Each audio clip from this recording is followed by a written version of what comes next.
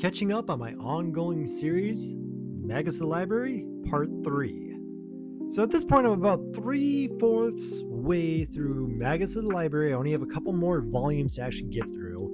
And I gotta say, everything I said before still stands. This is a series that is holding up incredibly well, incredibly dense, but just engrossing in everything it does.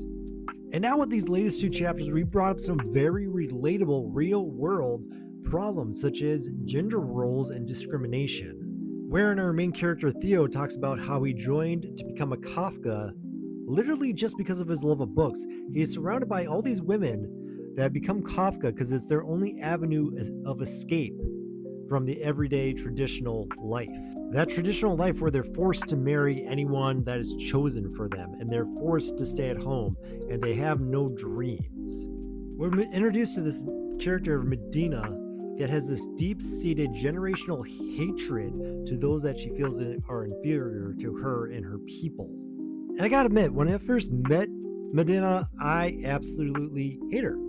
I hate her. But then it's easy to forget that she's supposed to only be about 12 and 13. And if you met an actual 12 or 13-year-old that acted the way she does, they're not a lost cause. You know, they were brought up to be that way. It's learned behavior.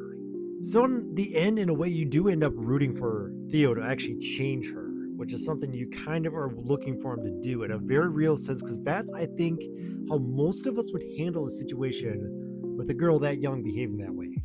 But yes, I am just loving how Magus the Library is finding a way to address very real-world situations and problems, but bringing it to light in the fantasy setting. They're drawing on real-life conflict, which is just, I think that is what draws readers in with this series. It's very relatable. They feel it when they read it. But right now, I've got about 2 more volumes to get through, and I just noticed that volume number 8, the latest one that just came out, that is a fat boy. That's about as fat as volume 3, the infamously hard to read volume 3. The long read volume 3, I checked, it's about the same. But hoping against hope that I will be done and caught up with the released volumes of Magus of the Library within the next couple days. And from then, I'm going to move on with something lighter. I love Magus. This was great, but it's such a heavy, dense read. I'm looking forward to something light.